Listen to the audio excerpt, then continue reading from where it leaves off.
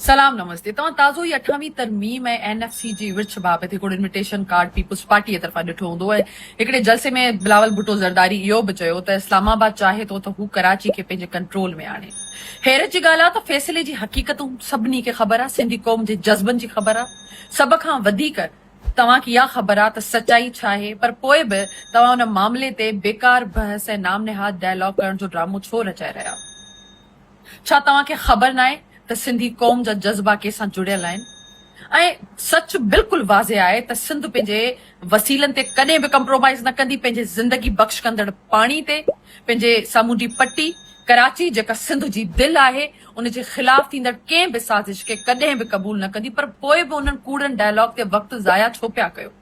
छा तव्हां अञा बि सिंध खे सम्झणु चाहियो था या फिर सिंध खे सम्झाइणु चाहियो था? तव्हां पंहिंजे इक़्तिदार ख़ातिर सिंध जा वसीला, ज़मीनूं ऐं सभिनी उन्हनि हक़नि ते सौदेबाज़ी कई, पर पोइ बि तव्हां सम्झण जो ड्रामो छो पिया रचायो? कुझु माण्हू इहो चई रहिया आहिनि त इहो हिकिड़ी जमहूरियत जी ख़ूबसूरती आहे त डायलॉग थिए पियो। जी बिल्कुलु, जमहूरियत जी ख़ूबसूरती हूंदी, उन जमहूरियत जी ख़ूबसूरती ऐं उन पार्टी खां तौक़ा रखूं था जेका सेंट्रल खे कुल्हो ॾेई बीठी आहे, उनजो हिसो आहे, जंहिंजी हुकूमत सिंध में आहे, जंहिंजी हुकूमत बलोचिस्तान में, हाणे गिलगित बल्तिस्तान में आहे, जे पार्टी जो सदर हिन मुल्क जो आहे। पर पोइ बि सिंध जे नफ्ज़ खे सम्झण लाइ डायलॉग जी ज़रूरत छो पई आख़िर? छा पिया तव्हां सम्झणु चाहियो? छा तव्हां जमहूरियत खे सम्झणु चाहियो था जो तव्हांखे अञा ताईं ख़बर कोन पई आहे? छा तव्हां इहो सम्झणु चाहियो था त हा, महारंग बलोच हाणे बि तव्हांजी हुकूमत में अञा बि जेल जे अंदरि छो आहे? सिंध ऐं बलूचिस्तान में सियासी कारकुननि खे कीअं जेल में रखण जमहूरियत आहे? छा सिंध ऐं बलूचिस्तान में मिसिंग पर्सन जा केसिस हाणे बि जमहूरियत जो हिसो आहे जेके तव्हां सम्झणु चाहियो था?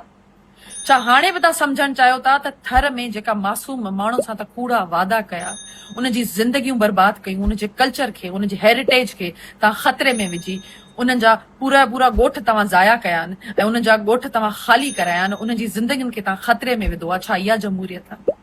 छा पाणी जे मसइले ते ख़ामोशी ऐं सौदेबाज़ी जमहूरियत आहे? मिटी पॉलिसी जमहूरियत आहे?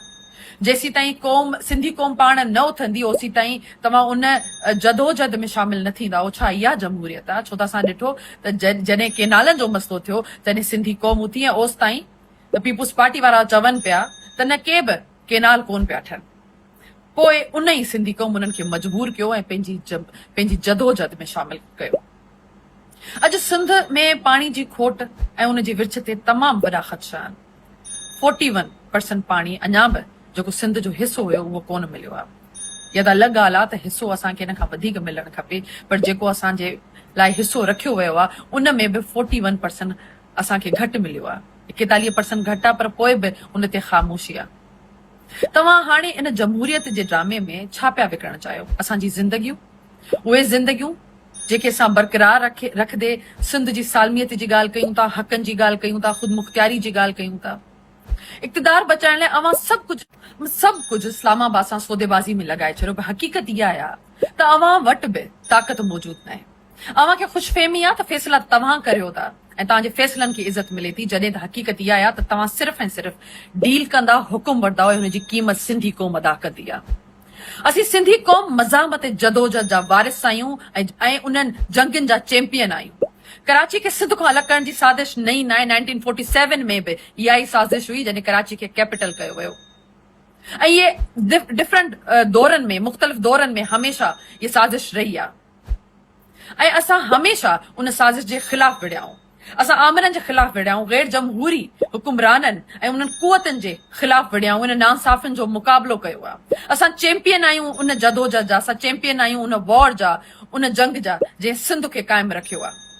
सिंधी क़ौम हमेशह अकेले सिर विड़ी आहे, माण्हुनि लाइ, सिंध लाइ ऐं उनजी तरक़ी लाइ।